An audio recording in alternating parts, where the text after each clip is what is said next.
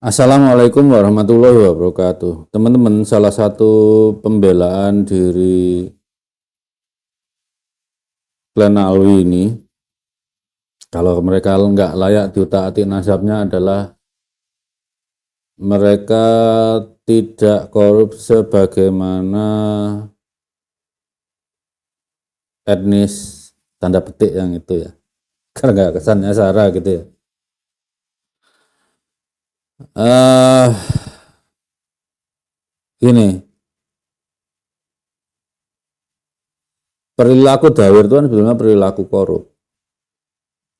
Kalau kalangan pengusaha korupsi itu kan kolusinya dengan penguasa tuh, yang digarong kan uang negara gitu. Jadi hitungan kerugian negaranya lebih mudah dilacak. Tapi kalau dawir, ini yang digarong adalah uang umat. Dan ini karena scattered di mana-mana gitu ya, nggak sampai dikatakan sistemik sih ya. Kan nggak semua daerah ada habibnya. Scatter tahu dekati sistemik gitu dulu itu. Bahkan udah kayak iuran aja itu kalau dawir itu. Itu yang digarong adalah uang rakyat. Uang umat maksud saya, ke uang rakyat. Kan mereka nggak berani malak yang non muslim itu. Jadi ya sama aja. Bedanya gini, kalau koruptor yang dari kalangan pengusaha, ya hitungannya cuma untung rugi aja. Kalau negaranya bersih, mereka akan lebih suka berbisnis dengan cara yang bersih, hitungannya pasti gitu. Indeks persepsi korupsi kita dari 2014 sampai 2024 kan jalan di tempat itu. Nah, tapi kalau dawur ini korupsinya itu menggunakan nama nabi, merampok dengan senjata nama nabi, merampok dengan senjata agama. Itu bedanya dawur dengan korupsi. Ya karena negara tidak turun tangan melindungi korban dawur ini, harus ada yang turun tangan dong, harus ada yang berani. Makanya polemik nasab ini diangkat. Masalahnya ya nggak masalah sih. Kalau mereka itu merasa hidup di Indonesia, harusnya kan segera menyelesaikan masalah agar lekas terjadi rekonsiliasi ini. Tapi enggak, berlarut-larut tuh. Menyelesaikan kebenarannya nggak berani, misalnya menuntut pihak yang membatalkan di pengadilan nggak berani, karena udah pasti kalah kan. Ya, pengadilan kan forensik. Kemudian menyelesaikannya di ranah akademik juga nggak berani, padahal udah ditantang di silakan di universitas terbaik di Indonesia, ayo gitu. Jadi penyelesaiannya dengan cara kotor. Pelaporan saya ke kantor tuh itu cara yang kotor sebenarnya. Udah dikasih disarankan pakai jalan baik-baik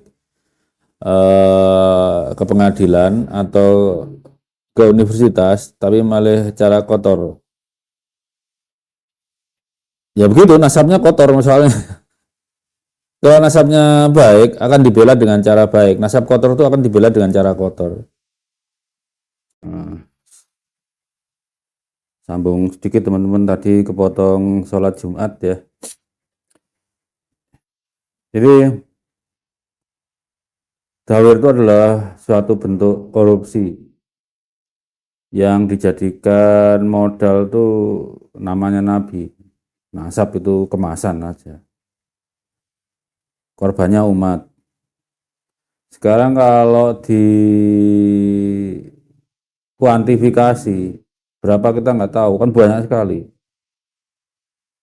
Banyak sekali. Yang dikorupsi itu bukan cuma uang, iman juga dikorupsi itu. Dan saya nggak lihat ada niatan atau apa ya, indikator mereka itu akan bertobat. tidak mempersiapkan jalan keluar yang terhormat dalam masalah ini gitu ya. Coba aja hitung kalau misal satu orang kebab itu sepanjang hidupnya mengumpulkan dawiran 1 miliar aja. Tentu aja ada yang 100 miliar, 1 triliun, ada rata-rata 1 miliar aja lah. Sejak mereka datang udah berapa tahun, ratus tahun loh itu. Kalahnya cuma sama VOC aja bisa-bisa itu. Nilai penggarongannya terhadap umat. Ya kan? Coba dikuantifikasi, mungkin teman-teman yang ahli ekonomi bisa ngitung lah. Kalau nilai mediannya berapa gitu. Anggap aja 1 miliar seumur hidup loh. Dalam 200 tahun. Kan ada juga yang ketipu, kesultanan-kesultanan yang ketipu. Jadi diangkat sultan atau diangkat mantu karena merasa mengaku keturunan nabi, itu kan juga penipuan tuh. Ya udah gitu aja teman-teman. Wassalamualaikum warahmatullahi wabarakatuh.